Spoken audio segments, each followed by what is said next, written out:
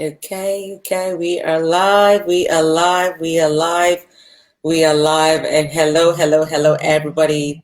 Thank you for watching the Global Youth Mental Health Awareness Show, where we have open conversations with the youth about mental health. I'm your host, Katinda Dollar, the author of The Big Comeback and the founder of the Confidence and Self-Esteem Academy. In today's show, we are blessed to be in the presence of three amazing panelists. And our first panelist is Edith Wanyonyi. Edith is a Jim Her ambassador and a counseling psychologist who's been with us since the show started. Hello and welcome to the show, Edith. Thank you very much, Katinda.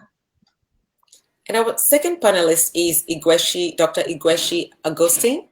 He's the executive director of an international president Center for Peace Advocacy and Sustainable Development, CEPASD Africa. Hello and welcome to the show, Dr. Igweshi. Thank you very much, Katinda. Now we have a third panelist who might be having some connectivity issues, so we'll wait until she's on before we can introduce her. But in our conversation today, our guests will be giving us some insights on women overcoming abuse and stepping into their power. It's a very powerful conversation. But before we start this conversation today, I would like us to hold the space and take a moment of silence to honor our families and friends who are hurting and healing from the horrors and pain of abuse and sending them a gift of love.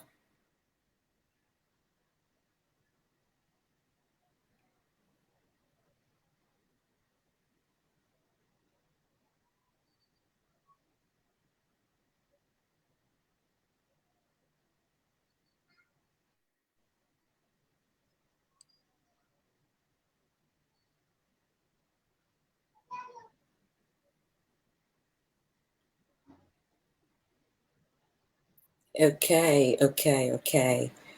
So I always like to start the show with asking my guests, my panelists, how are we feeling today? Edith, how are you feeling today? Today I'm feeling grateful and blessed for the gift of life. Yeah, that's what I have to say about today. Thank you. What about Dr. Igweshi? How are you feeling today? Yeah, same here. I'm feeling blessed and inspired, and it's a brand new month, so with a lot of positivity and optimism. Great. Thank you. I feel amazing as well, grateful to be alive and breathing and here to share this amazing show with fantastic, fabulous panelists and also our audience. So thank you for all being here. And now I've got actually in my book, The Big Comeback, I have a dedicated whole chapter on what I call the horrors of pain, of abuse. And we know abuse is a topic on many people's minds, and it happens to people all over the world. It also does not discriminate based on gender, socioeconomic status, race, age, or religion. And while women are the most commonly victimized, men and children are also abused emotionally, sending them the gift of love. Okay, I hope Jude saw that. Yeah, so what I wanted to do, obviously, is bring this conversation. Today so it's about women, but we do know that it's not only women who get abused. Men get abused, children get abused. So what is abuse? Who wants to tackle that? Okay, yeah, for me, many people could say abuse is, define abuse in many terms and in many circumstances. But I can understand that abuse is actually a form of a threat, an intentional action that is targeted at someone. This action could be physical, could be emotional, could be verbal. It could also inform as a psychological threat. So that's what I understand about abuse. So abuse often occur when you intentionally or unintentionally. Sometimes it becomes unintentionally. You even abuse somebody in the condition you may not know, but it's actually considered as an abuse. So when you have done that, it's your ability to recognize that you have actually abused somebody and try to, make a sincere apology, or take further action that will bring about healing to someone you have actually abused. Wow, wow, wow. Love that. Love that. Edith, what would you like to say? What is abuse? Thank you very much. What I'd say about abuse is it's generally inflicting pain on someone, either physically, sexually, emotionally, psychologically. So when you inflict pain on someone, whether it's intentional or not, that's what we call abuse. And also at the center of abuse is the issue of control and power. So the abusers will abuse their victim because they want to control them, or they want to have power over them. Yeah, thank you. Wow, thank you so much. I hope the viewers, you're listening to the definition of abuse. There's so many different forms of abuse. There's psychological, emotional, physically, verbal. And also we have to remember there's also technological abuse as well. We have people who obviously try to take your phone away, stop you from using the internet. There's sexual abuse. There's so many forms of abuse because they raise the notion that people think abuse is only physical. And that's because you can see that. But what about what you can't see is always worse than what you can see. So what are the forms of abuse women are often put through?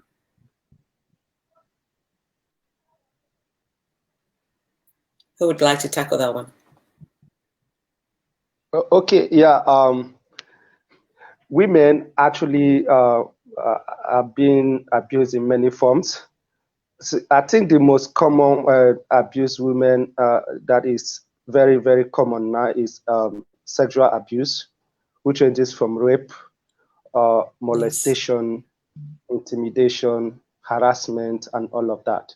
So recent studies and they have shown that even the COVID-19 pandemic last year, even as it is now, has actually the number of abuse ranging from even domestic abuse, the rate was high due to because there is this closeness between intimate partners, both non-intimate partners. People could stay around, and when people stay together for a longer time, so there's chances of being abused.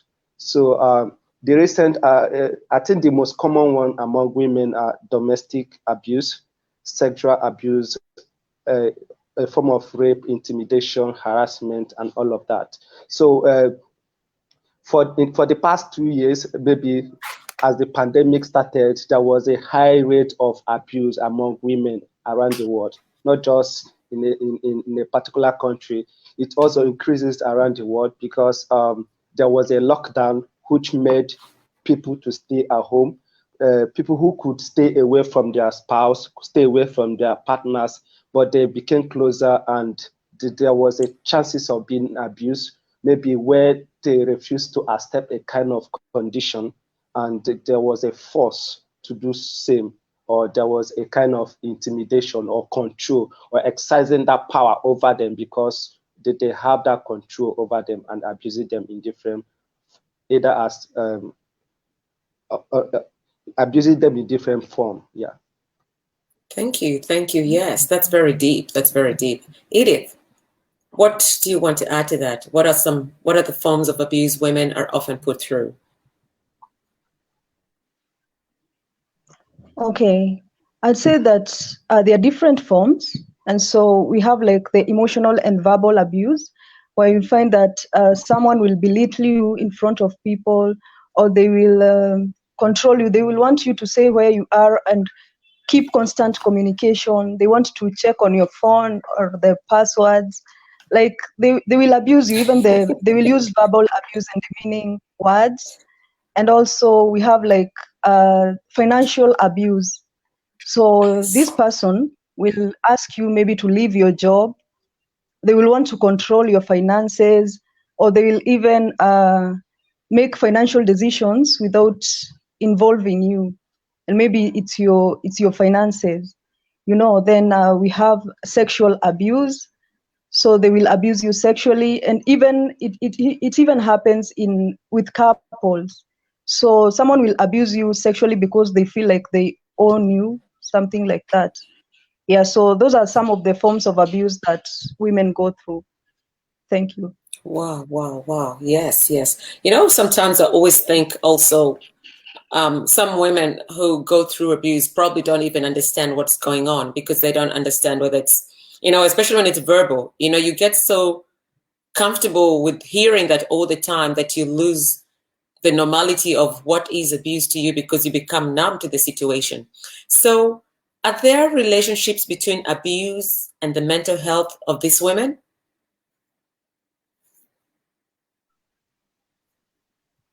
Yes, sure. I'd say there's a relationship, because what happens when you're abused, you're likely to develop a low self-esteem.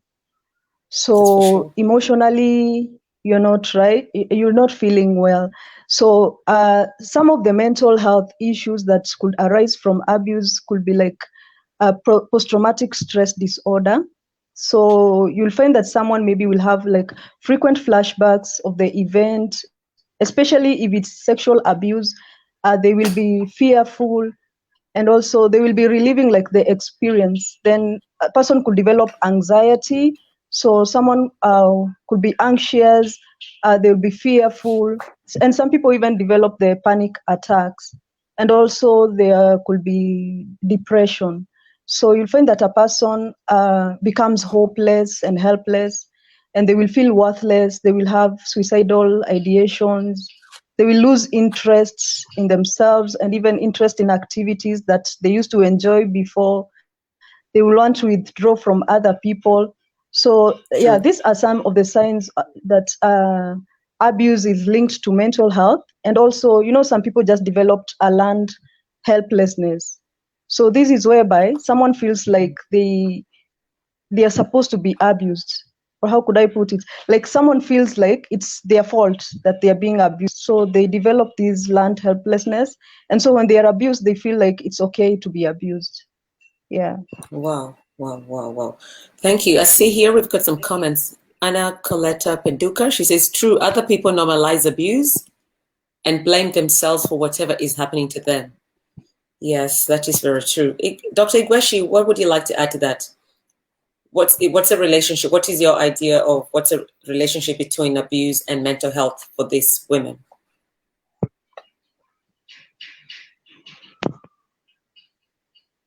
We can't hear you, Oh. Dr. Yeah, can you hear Igweshi? me now? Yes, yes, yes, we Can you can hear now. me now? Yes. Okay, yeah, yes, yes, yes. Mental health and emotional abuse are actually interrelated, because just like Edith has said, it causes a lot of low self-esteem. So when you abuse a woman, a child, or anybody, it causes a lot of emotional and psychological trauma.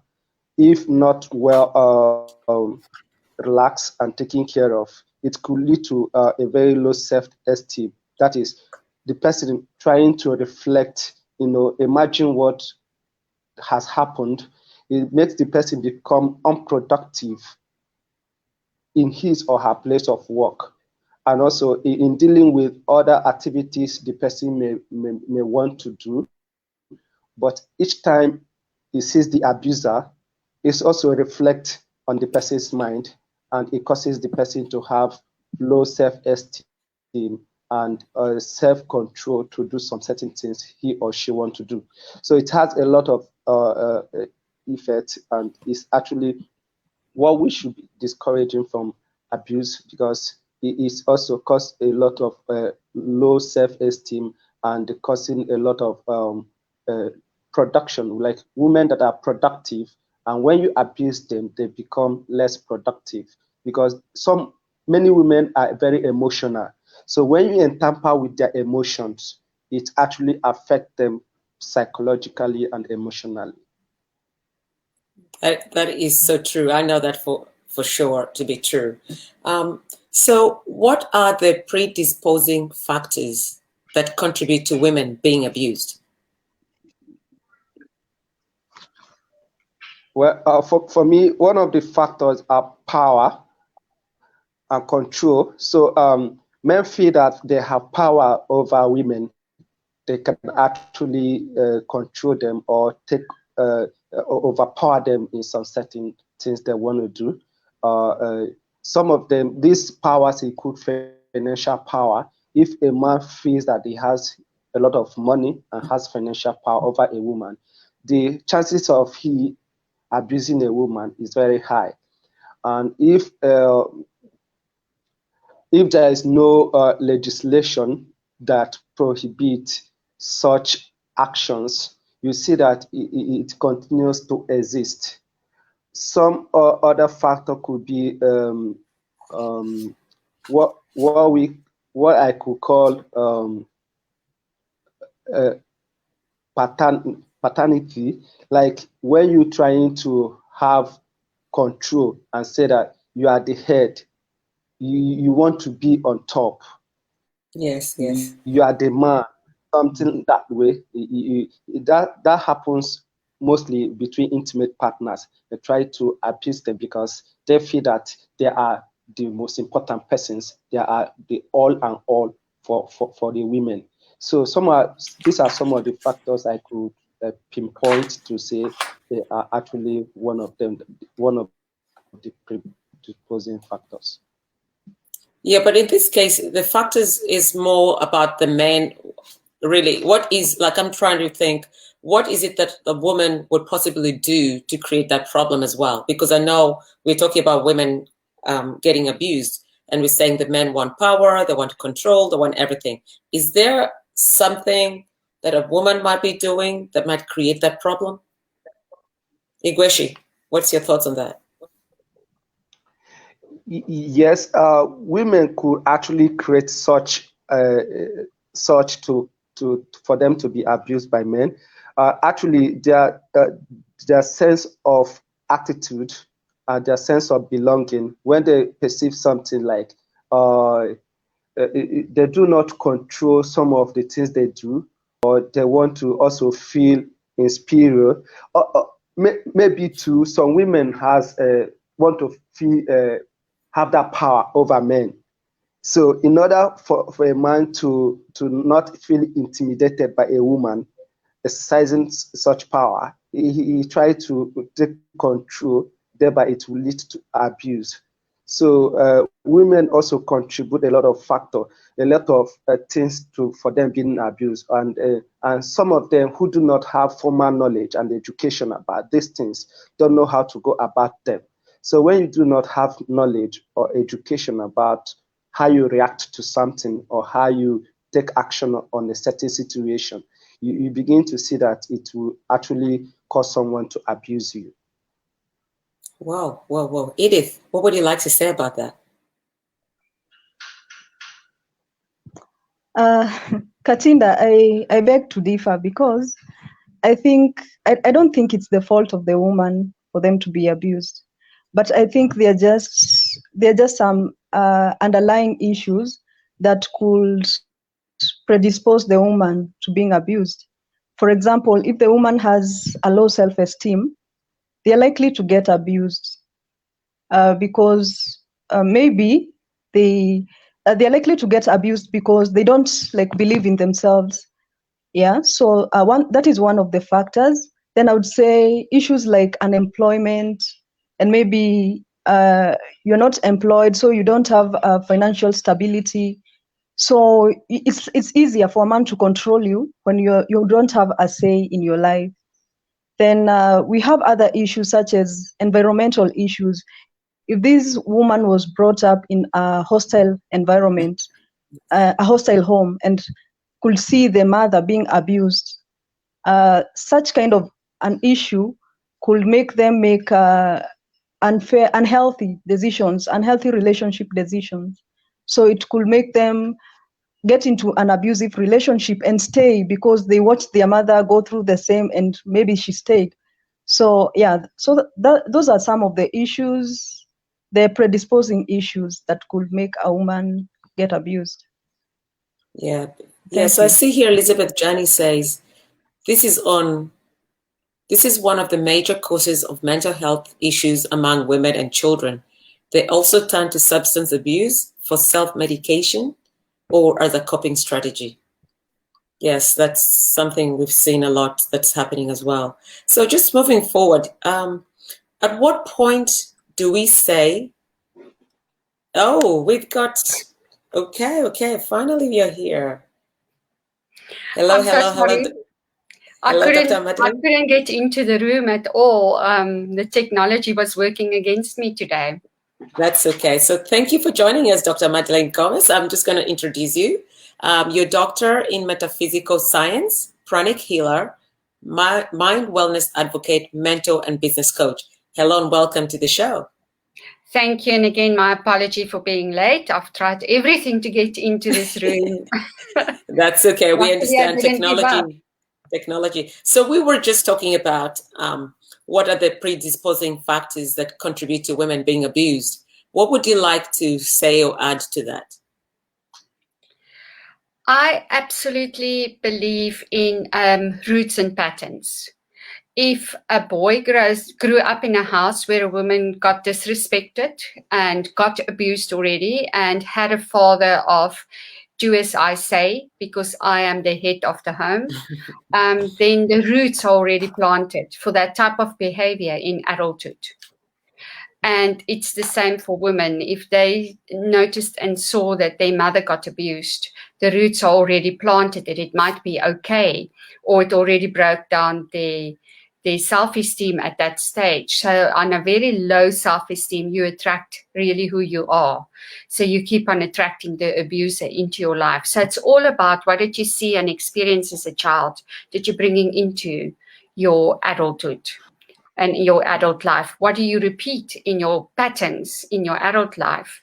And how can you stop that and change that? Thank you. Now we have a comment from Anna Coletta Pendukar. She says poverty, lack of education and livelihood opportunities, impunity for crime and abuse, culture of violence and discrimination based on gender. Yes, that is so true. Now, moving forward, at what point do we say that a woman is being abused?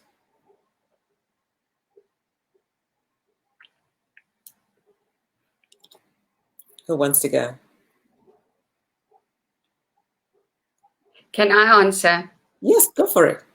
At the point where a woman feels uncomfortable, where a woman doesn't feel good about the treatment that she receives from the other person, at the point where she starts to feel that this person is making her feel small, making her, abusing her through emotional abuse or words that they use or behavior towards her that makes her not feel very comfortable. And the same for a child and the same for a man. It's when we start to feel that we are losing our humanhood in this process or in this relationship where we don't feel good anymore to be with this person. You need to analyze it and say, why not?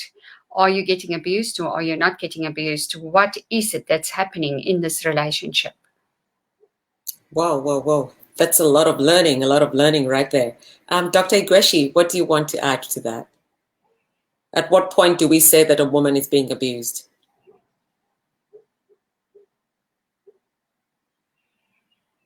You need to unmute yourself. Dr. Igweshi, we can't hear you. Yeah, can you hear me now? Yes, we can. Okay, yeah, at some certain point where women are being denied some right, maybe right to education, right to livelihood, and other form of whether denied their right or being controlled to do something which they, in the normal place they wouldn't want to do. So when a woman are being denied access to education, position, and career, the woman is actually being abused because it is her right to choose her career, to attend that position, or to be in that place she wants to go to. So denial of access to education, position, or workplace. All these women face them as a form of a point of intimidation in their life. So basically what he's saying, being deprived of your human rights by another person. Yes, sure. Yeah. So Edith, what would you like to add to that? At what point do we say that a woman is being abused?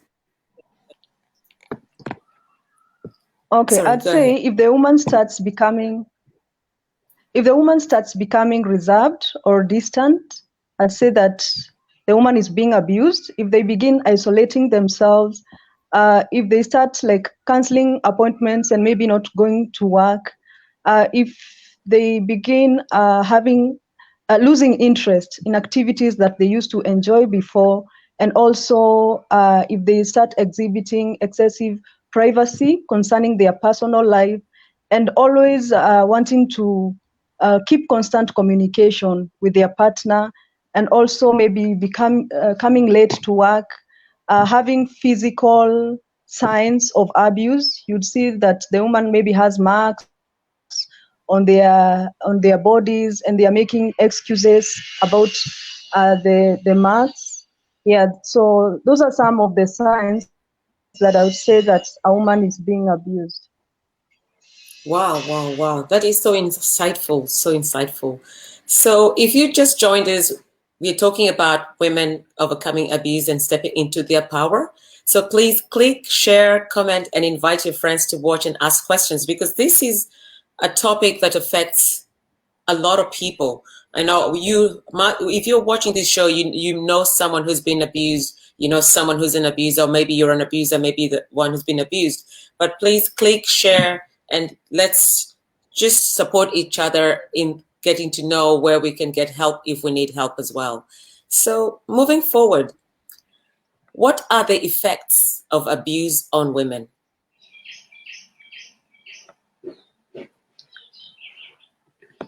Madeleine, did you want to tackle that one? The psychological effects is actually major. It hits them in their self-esteem, and it affects their self-love, their self-acceptance, their relationships with other people, trust in other people. It affects the way they bring their children up. It affects their performance at work. It affects their whole being.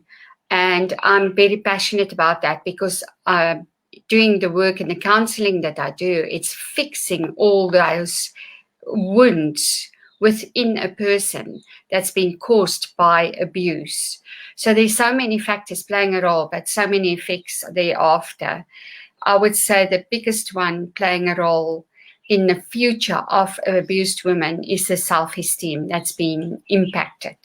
Not believing in herself, feeling ashamed. Most of them don't go and ask for help immediately because they feel ashamed about what's happening to them.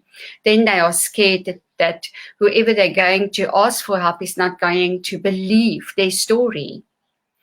And they feel powerless, and that is the abusers always taking their power away. And he feels empowered in doing what he's doing, and she feels disempowered. And that is the biggest problem to overcome, so that they can step up and say, this is what's happening to me, please help me. Yeah, so we know guilt and shame is a big one, because people also have the fear of judgment. Like, how can it happen to me? People are going to find out and everybody else going to know. So I think those things are barriers for people seeking help, because they're just afraid of other people finding out what it is that they're going through. And in fact, there is nothing, most times when you talk to someone, you find abuse is a very common thing that happens to a lot of people, and it starts to become, you're not alone. Let's do something about this. Let's seek help. Let's speak to a coach, counselor, whoever we need to speak to get help. So if you're watching this show and you feel you're being abused or you're a victim of domestic violence, please seek help, because that's why we do this kind of shows, to empower you, enlighten you, just give you the insights of what might be happening within you and what could happen to you. You know, we know that abuse can lead to death as well. It can lead to permanent disability. We've seen a lot of cases where they say, like especially in Australia, they say, I think they do say I'm not quite sure whether it's 2 women a week die from domestic violence. So it's quite serious. It's something that people need to start stepping up and speaking about it more openly because it's hurting the community. So Edith, what would you like to add to that?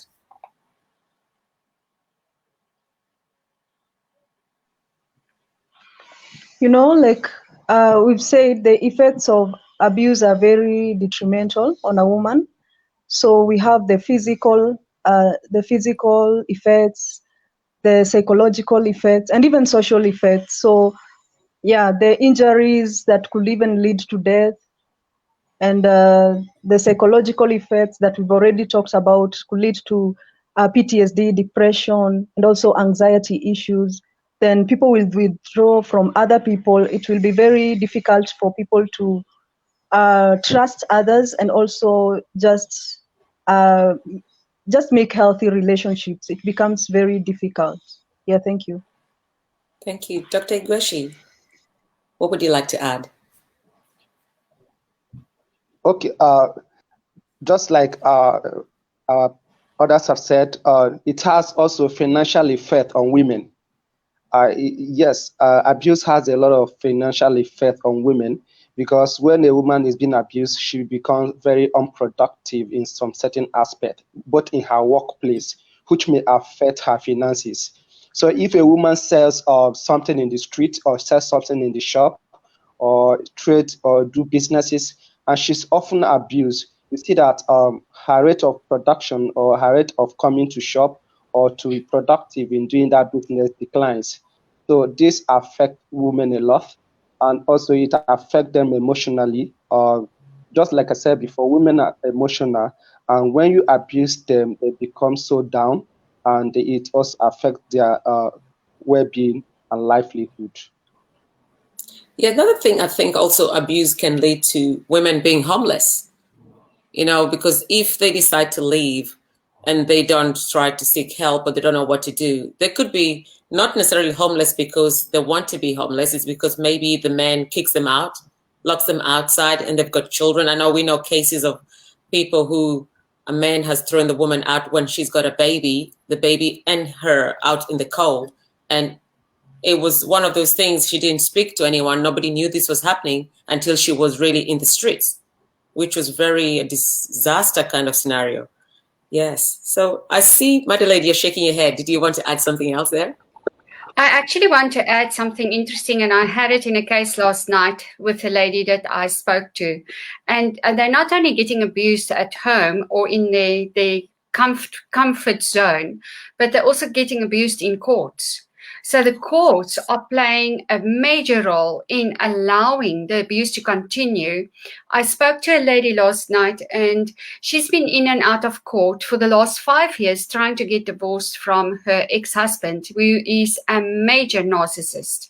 He actually even attacks legal teams, judges, verbally attacked them, and he's been warned by court. She's been awarded custody and everything else, and then he refused to cooperate, but yet he's still free to continue in the same behavior like he continued before.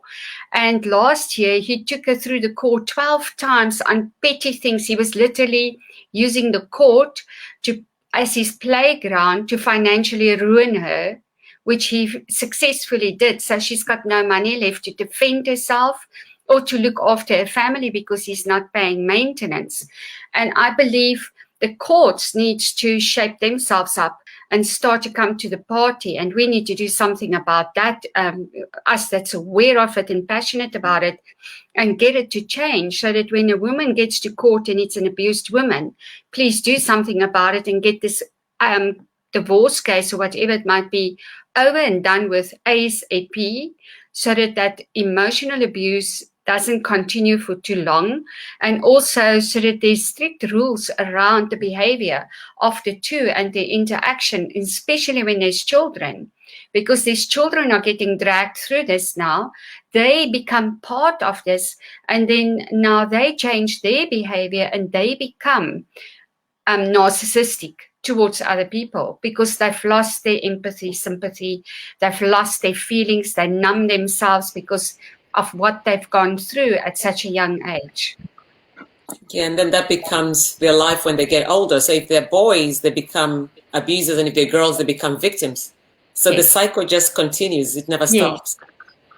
Yeah, so does the effects of abuse extend to the family? You just touched on that. So does the effects of abuse extend to the family, community, and even to the national level?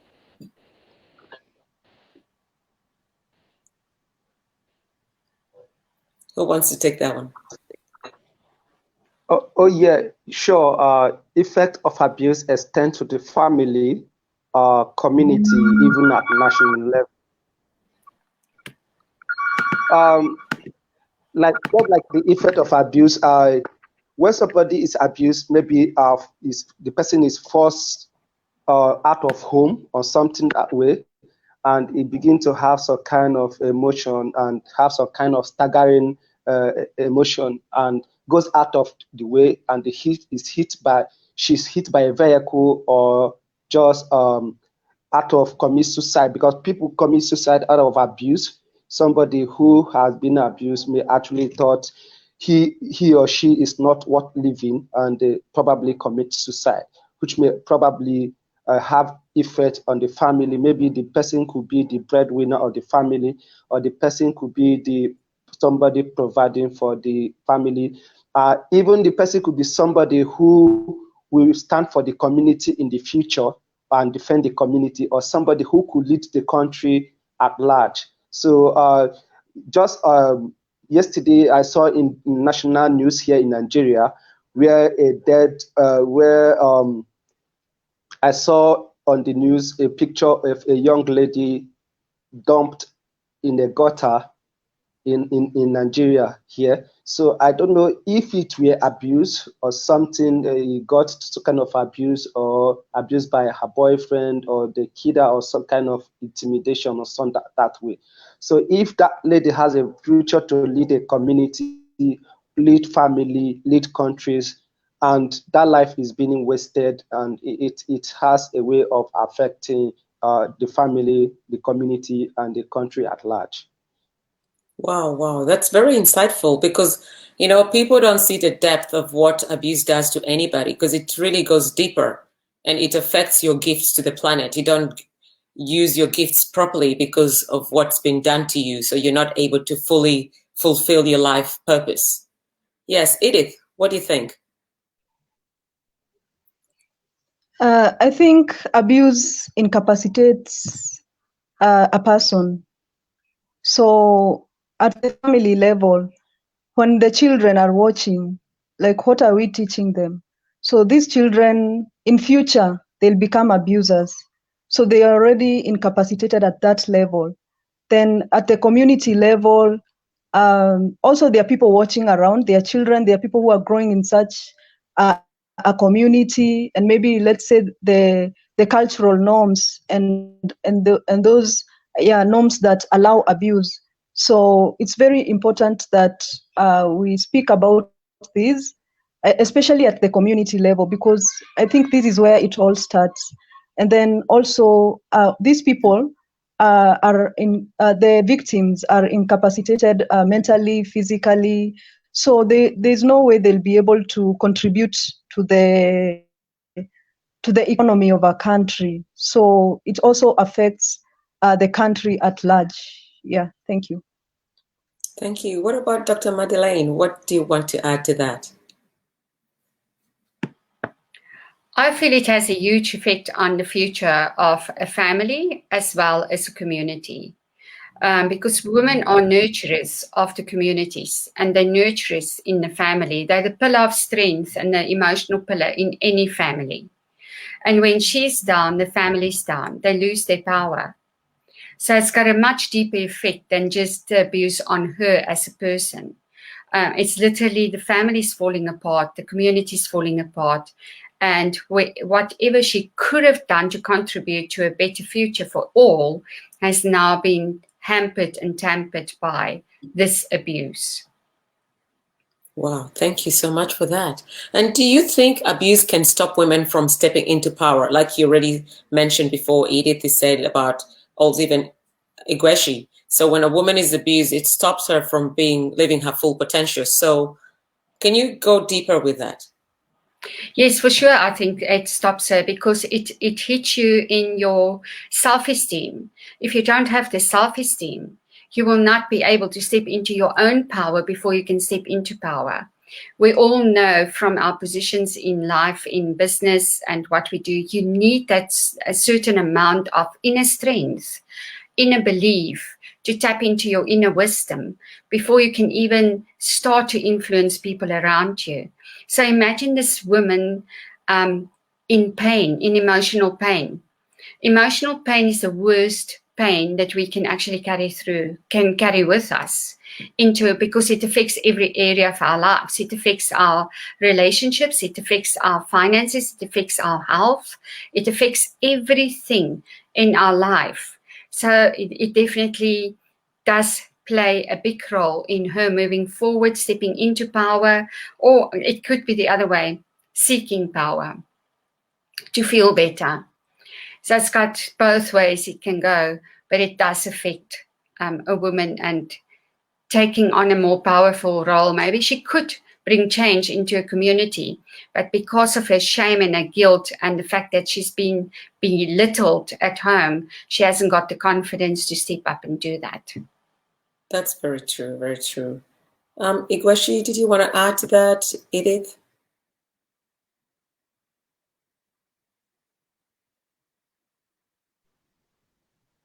Yes, actually,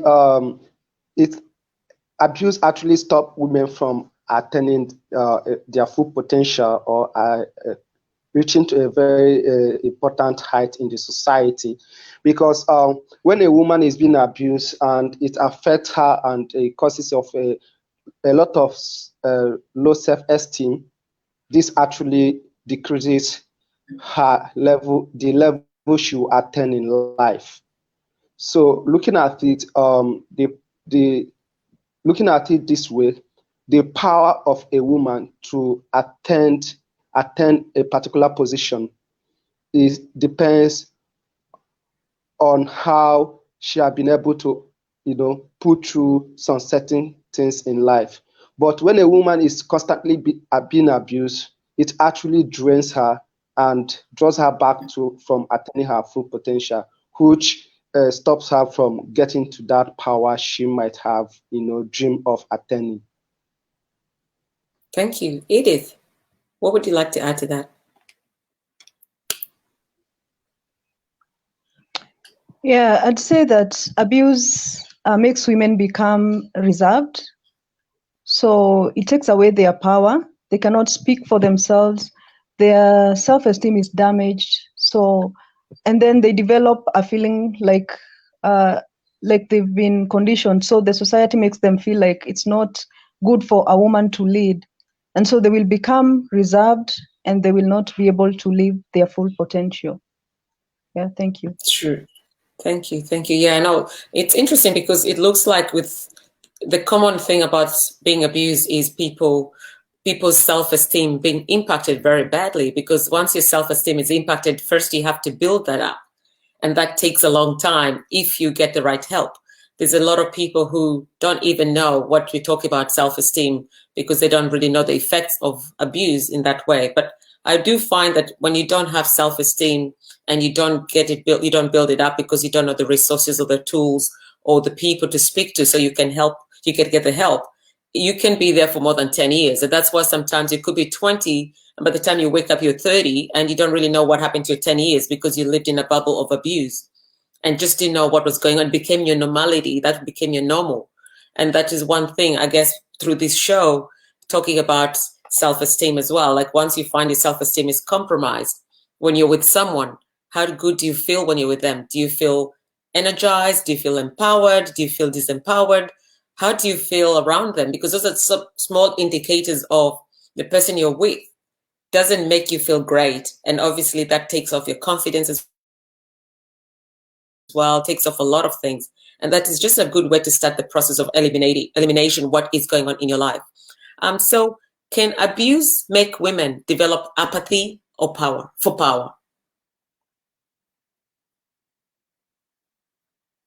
Would a woman who's abused decide, well, I've been abused, go the other way rather than become have low self-esteem and not fight and live for full potential, can they also decide to go the other way and fight it and say, look, I'm going to be the example of what we don't want in society, and I'm going to put myself in the firing line to speak out and be the role model, the example of everybody else? Can they do that?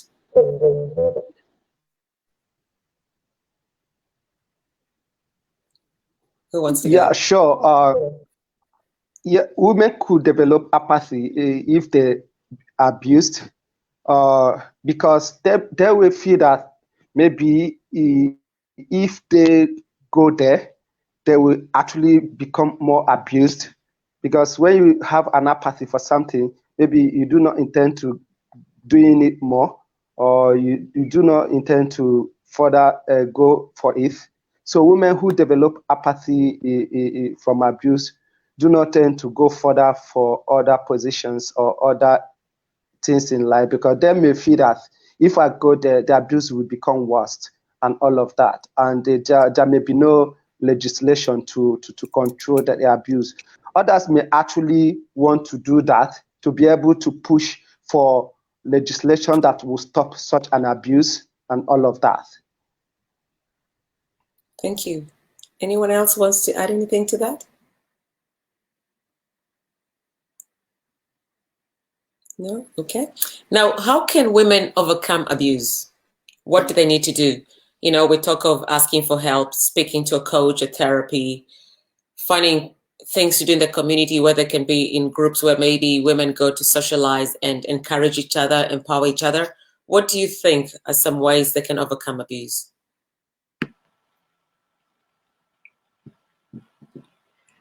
I feel that women should recognize the abuse first. They should, because most women don't know that they're abused until they listen to a radio story or a show like this, and then they realize they are truly abused.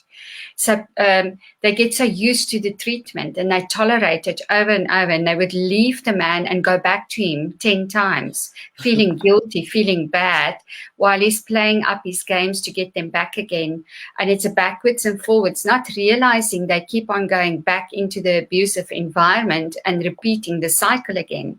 So the first step to do is to acknowledge that you are getting abused and that you do want to get out of that, and that you are serious of getting your life back in order. Because even if they come for therapy and counseling, and in their hearts they still doubt that they get abused, you will not be able to take them to the finishing line, because they will keep on going back.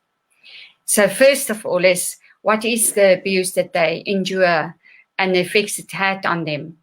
And then where can they go from there to get the right help to remove them from that situation in total, and then start to rebuild themselves? But are you saying this is something I'm just thinking based on what you just said. So if a woman finds that she's getting abused, would it be maybe a good thing to start it's trying to communicate with the abuser and see if anything can be resolved? I wouldn't like to do that in my position where I'm counseling her, because then you break the trust relationship between her and me. I'm there to assist her, so I would rather ask the right questions and try and get really behind the roots of the story, what is actually taking place and going on here, and then make a decision from there on, is how you're going to handle it, how do you treat her, what do you suggest she do. They're not always sure when they get to us that they know that they are abused. They know something is wrong, but they're feeling guilty. It's more the guilt that you have to deal with. And because of the guilt that they feel of wanting to leave, and also the fear of not knowing what's going to happen to them, they keep on going back to what they know. So it's getting to a stage where they actually realize and know that this is not a healthy situation for me. I do not want to be in there anymore. And then only can you start counseling or treatment or speaking to them about moving forward, because they are open to receive and to listen to what you have to say. Right. Igweshi, what do you think? How can women overcome abuse? Well, for me, I think there's more to do like such of this event is part of it to create awareness and to speak up about abuse. So some persons who abuse, even the abuse and the abusers don't know that these things take place. Sometimes they don't know, but they need to have the education. They need to be aware. They need to know when you are being abused and when somebody is abusing you. Some don't know they are abusing someone. Some don't know they are being abused. So they, even when they have the low self-esteem, they don't know that it was abuse. So I think there are so many ways we can stop it. We can put up more awareness. We can encourage abusers to speak up about the abuse and all of that. We can also put up a legislation that if you go to court and touch and abuse is being taken to court, it shouldn't take a longer time. It still costs more of abuse in the court anymore. There should be some kind of legislation that we guarantee if you are being abused and you are taken to court, it has a time frame for it to be done, and some kind of sanctions that will be given to those that are causing the abuse. So some of these things will contribute in reducing the number of abuse. Even at workplace, companies, organizations should put policies that will work policies that will ensure that if a co-worker, especially women, have been in the office, a certain sanction is being, given. So when these sanctions are given, those who does the abuse will begin to learn from it. For example, if I abuse someone in the office and I am given a fine or I am being sanctioned for weeks or taken out of the job, somebody will learn from it, won't be able to abuse another colleague. So these are some of the things I believe that can be done. Well, thank you. I see here Elizabeth Jani says, in the first place, they don't believe they have anything to offer, so they leave with the feedback from their significant others, leading to apathy. They need to heal so they can believe in themselves, hence improving their self-efficacy. Now, something I've always thought, like we're talking about what women can do to overcome abuse, but there is also the idea of certain cultures, women say, I even know I have friends who say this, that if my man does not hit me, he doesn't love me. So how do you help that situation? Because now if they come to you for help, they say other things, but they say, oh, I love him, and if he doesn't hit me, he doesn't love me. What do you do about that kind of scenario?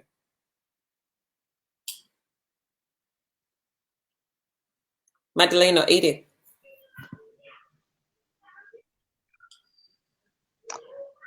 I've always found that thing being interesting, but it's sad at the same time. So I think sad. just helping them renew their minds, because it's something that they've been conditioned. So helping them renew their minds, and also just letting them know that they are not to blame in case for the abuse. Like, they need to know they are not to blame for the abuse, and also they are not the cause for their partner's abusive behavior. So they need to know that, and also they need to know that they deserve to be treated with respect, and also that they need to live a happy life. So women need to be empowered, just to know that, like, they need to be treated with respect and love. Yeah.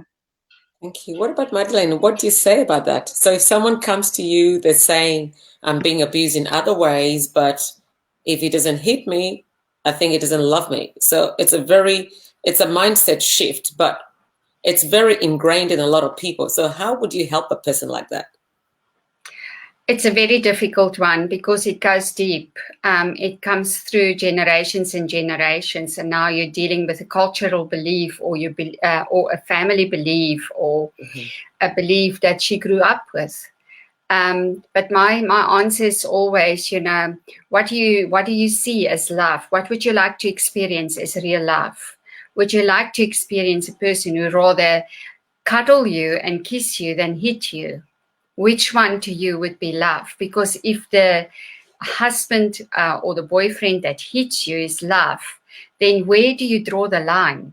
What between that is love and abuse? Where do you draw that line? And it's educational. It is making them aware of the pain that they're in, and that they don't need to repeat cycles anymore, that they can break that cycle and they can become a better version of themselves. And as they become a better version of themselves, so they create better versions of themselves around themselves. So it's all educational. And the more we create awareness, and the more we speak about it, the easier it will eventually become to overcome those beliefs. Wow, yes, that's very deep. And what can individuals, communities, and also the country do to mitigate the abuse of women? I know Igweshi was talking about like getting the legal system to put things in place. What else can we all do? I would love to see communities we all have community halls. I don't know if it's like that everywhere in the world, but in your area, there's a community hall. So I would like to see the community halls being open for women who endure abuse so that they have somewhere to go. And I would love to see attorneys specializing in that field that's there to help them in their situation. And it's not about what money they earn, what's their position in society, but more so, let's help this person that is in pain so that we can stop this. And obviously, educational programs are extremely important, is to allow people to realize what is abuse, because some people get to me and we're not sure, am I abused or am I not abused? So people are not sure. When you start to talk about emotional abuse, then they realize they got emotionally abused, They were not sure before that, or they didn't know. So there's very little out there. It's not in your face all the time like all other topics are. And I feel that we need to create more awareness about it. We need to open centers where women can go for help and ask for help. And the legal system really needs to jack themselves up and help these women who are in these situations to get out of the situation ASAP, instead of dragging it on for the legal profession to make as much money out of each case as they can. Why not turn it around and say, let's help this person to get out of this situation? Because there's no other way to explain why a abusive divorce must take 2 or 3 years to go through. There's no excuse for that, as far as I'm concerned. That woman needs help urgently. It should not take 2 to 3 years for her to get the help that she needs, and then she's subjected to more of that in those 2 or 3 years, to the point where she breaks down, and when the final date is set, she doesn't have the inner strength or wisdom to handle it anymore. She's given up because the fight becomes too much for her. And that is the playground that they play in, because they know, especially when they are the men are the party that earns money. They play them there because they know that they cannot fight them in court. They don't have the money. So it's emotional tools that need to be taken away in situations like that, so that they can't use it against each other to get what they want. Wow, thank you so much. Edith, what would you like to add? I think we need to have we need to sensitize the community, especially on some of these cultural norms. So we need to sensitize them and let them know that some of these norms are harmful. Also creating advocacy campaigns and awareness programs about abuse, just letting people know, for example, like what we are doing right now, just creating awareness and letting people know what abuse is. Then we need to have crisis intervention. When we have people who are being abused, where can they seek help? And also we need to have even a hotline number where they can easily contact, and also support groups for these people, support groups in the community where they can go to seek help. They can just talk amongst themselves and learn from each other. And also policies. The government needs to come up with policies for the abusers, and also the law needs to regulate or rather the abusers need to face the law. Yeah, thank you. So yes, it's a thing which this is a very sensitive topic because a lot of people are afraid of judgment. And I believe that's why they don't actually seek help. Like, we're talking about having community halls or having places where people can meet and just have conversations. But I find from my experience in terms of being a coach who helps people with a lot of personal development, self-esteem, confidence, a lot of people are kind of afraid to come to those kind of forums because they think there's the belief that if I go to this forum, people will believe I have that problem. That's why I'm there to learn. But they forget that it's a tool that equips you. It's a skill like any other, like you get to know these things. You could be the one that's helping other people recognize that, oh, what's going on is not actually the right thing. That's abuse. It could be you. You never know. Life is very interesting. It throws things at you. And just because we're talking about it doesn't mean we can also be victims. It's very easy for that to happen. And it doesn't always have to be the family. It can be your workplace, it can be anybody else. So I feel the barrier with a lot of people is a judgment, fear of judgment, the guilt and shame. And we have to find a way to break that barrier to help them to seek help. Because I think that is what holds a lot of people back. They just cannot go to the next level because they're holding on. They're afraid. They don't want people to talk about them. They don't want the judgment, which is they already have the guilt and shame. How much more can they take? So sometimes I find that's the reason why people stay in those uncomfortable situations, because of all those fears, which are so ingrained in them. Now, I have this thing of thinking, Madeleine, which country are you in right now? I'm in South Africa, in Durban, South Africa.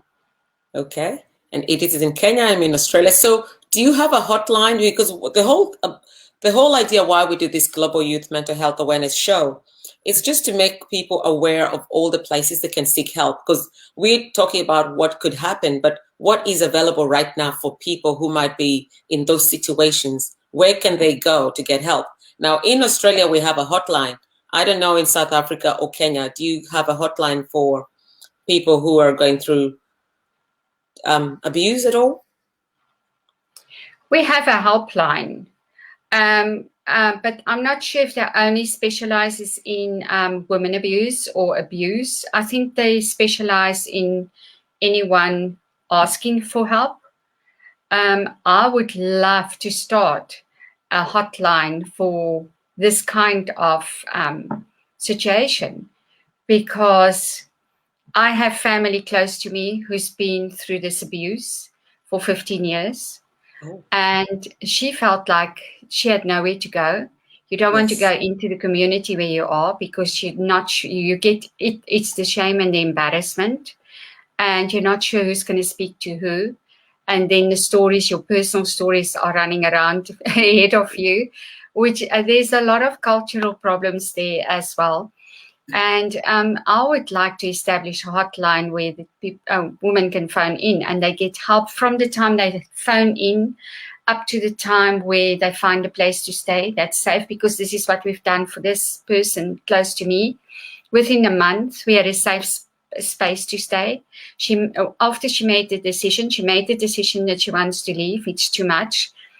And from that moment on, it took us a month to find a safe space, to resettle her, to move all her stuff, and to get a divorce for her with no attorney involved. We went straight to court, and we got the most amazing assistance from court.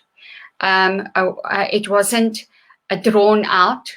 It wasn't emotionally draining on top of what she experienced already, and it was very quick, to the point, and it was done. And the release and the relief was there, and she can move on with her life. And she looks 100% better than what she was a month ago. Of course. Yeah, the mental stress, it's a very draining time when you're going through. Yes. Especially if you have dependents, she's got a dependent that she needs to think of. And women with children, I just want to add this because it's very valuable to understand. Women with children think of their children, but they more think, how am I going to look after my child? Who's going to take me and my child? I cannot afford what I'm living in now. How am I going to afford it? And these were all the valid questions that we had to deal with in the last month. And it is amazing how everything fell into place, and she found a place that she could afford by just speaking to people, and they step up to the situation and assist. And it was miracle after miracle that we have seen in this case. But it also made me aware of how many people are in need of this, of a quick solution. Get it over and done with, keep it clean, and let's let it go so that they can all start their lives again and move forward. Well, so what is your last word, like, to anybody who's watching this show today who might be a victim? We're talking about seeking help, but what about if they might be the abuser? What is your message to them? I would say speak up for yourself, number one. We are all unique, and you need to honor that. Nobody's got the right to abuse you to the point where you actually lose your identity and you don't know anymore who you are. You're too scared to do this. You're too scared to speak to that person. You're too scared to have friends, and you cannot have a normal, balanced life. And then I would say we're at a tipping point now, and this is very dear to me. And I believe that as much as we help the woman that's been abused, we need to help the abusers as well, because they also come from a point of pain. So if we do not, and I actually put something out this morning on my social media and say, should I start a program in men empowerment? Because we always help women empowerment. We help women to empower themselves, but who helps the men? They might not even know that what they're doing is wrong, because this is maybe the example they had as a child and they just followed through. They don't know how to do it any other way, and nobody's there to assist them. They get judged all the time. So to me, it's a scale of a tipping point where we're at the moment, is bring the men up or bring the women up and bring the men down so that they're equal and on the same level, and educate everybody about what is a relationship. How should you act in a relationship? It's not the one superior over the other just because you pay the rent and the other one doesn't. It's not the one superior above the other because the one's looking after the kids and the other one is working. This is a partnership that you both agree to be in. So if you made this agreement, work on it. What happened to you, And I am passionate about bringing both to the same level and educate the man as much as the woman, and get the man out of the cycle that he fall victim to and he doesn't know any better. So I believe what we're doing now, speaking about it and where we're at now, is exactly at the right time. That's asking for the right transformation to take place. Yes, it's interesting you say that, because that is the one thing I also focus on. I find that, we focus so much on women, but we forget that also men need the support. And a lot of men just do this on autopilot. They think that's what they do because that's what they found, that's what they know. That's the program they have in their mind. And until they get reprogrammed and get to know there's a better way to have a happy family, happy home, happy children, I think there's a lot of educating that's needed. And it takes a lot of guts to also for men to speak up, because we know because of the program they've been programmed, men don't speak up on issues, matters of the heart or things like that. So that is a tough call. And it's obviously the only way we can do this is by men coming on board and saying, look, I am ready to be the change I want to see in the planet. Because without them, we can't do anything. We need to work as a team. We need to work together. We need to empower each other to be able to make things happen and make changes. So Edith, in conclusion, what would you like to see happen to anybody who might be watching this show today, who might be going through abuse, who might be an abuser? What more can you give to them, or what can you say to them? Okay, what I'd like to say is, they need to know that it's not their fault that they are being abused, and also there is no shame in seeking help. Yeah, so let them seek help so that they can find help. So in Kenya, I would say that I'm not so sure if we have a hotline number, but I know the FIDA Kenya and also the Children's Department does a very good job when it comes to abuse of women. So it's very important that they seek help from those centers. Thank you. Thank you. Igweshi, we're just talking about what is your message to anybody who's watching this show, anybody who might get to know about this, or anybody who's being abused or who is an abuser? What is the inspired action they need to take from today? Okay, thank you. Just like Edith has said, if you are being abused, you need to speak up, you need to seek help. It's very important you talk about it, tell someone about it. Do not keep it to yourself. Do not keep it to yourself, and it will be hurting you and causing you a lot of low self-esteem. So you have to speak to someone about it, seek psychological help. You need to talk to someone about it, tell someone, hey, I am being abused by such a person. I am undergoing social challenges. How do I come out of it? How do I get out of it? So with that, you could begin to find solution. You could begin to find help. From there, you could probably get some help to overcome that challenge. For the abusers, it is high time you desist from it.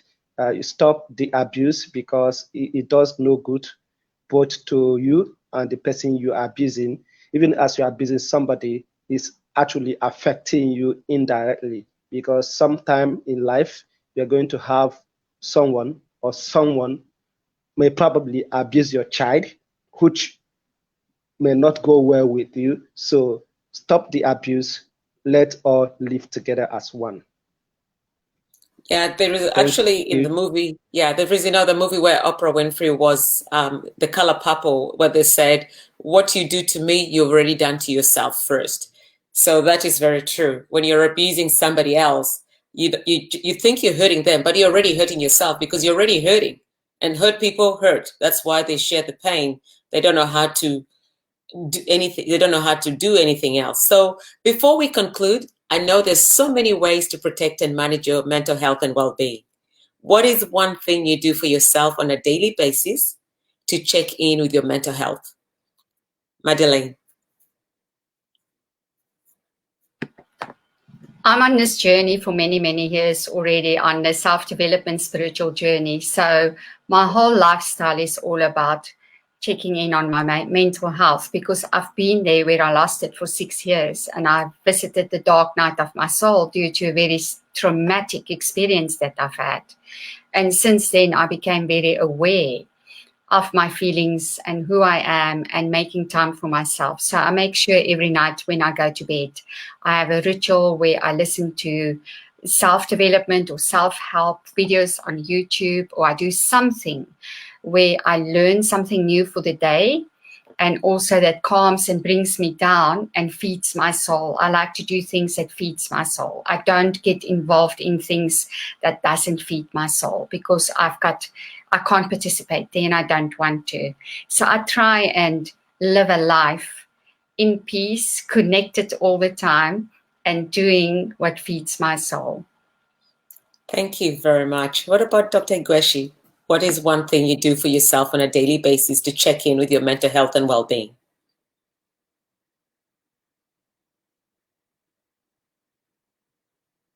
You're muted. Can you unmute yourself? Okay, yeah. I think for me, every morning, when I wake up, I do some push-up. I have to take like 30 push-up.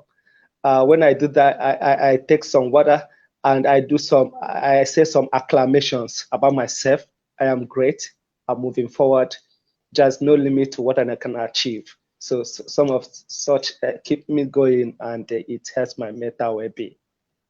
Thank you. Affirmations. Edith, what's one thing you do to check in with your mental health on a daily basis and well-being? Okay, I do meditation and reflection.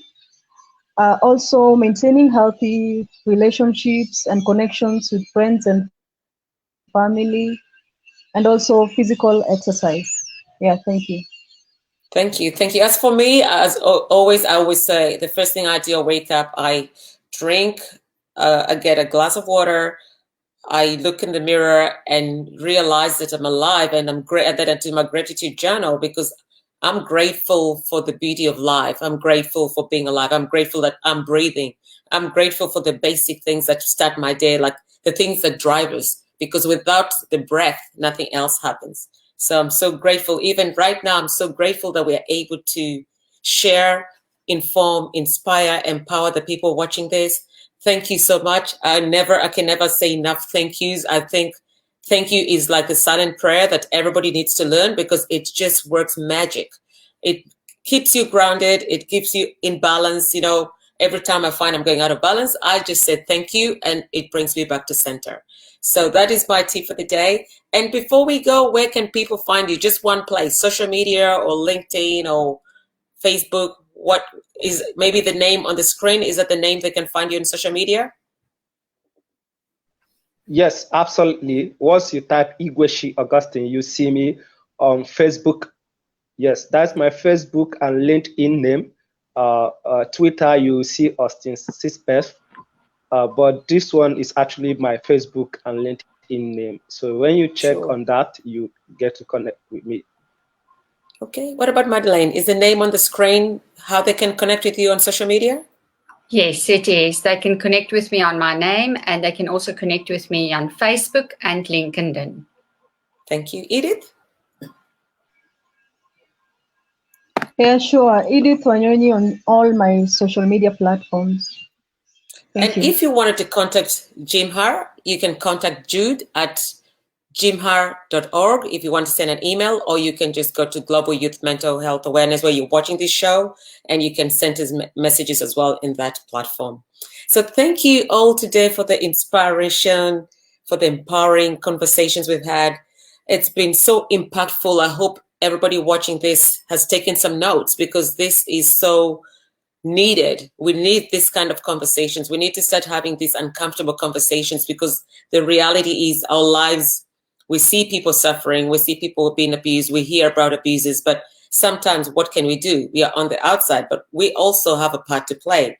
And for the viewers, thank you so much for watching. Remember, you are not alone. Please speak to somebody if you're stressed about something.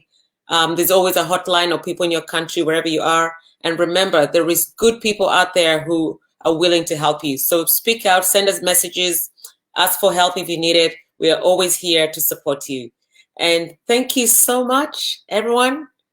I think our next topic in 2 weeks' time is stress management. So this is going to be getting more deeper with different things. So we're going to be talking about stress management. So until next time, it's goodbye from me and the team. Take care and stay blessed. Bye for now. Thank you. Thank you. Thank you. Thank you.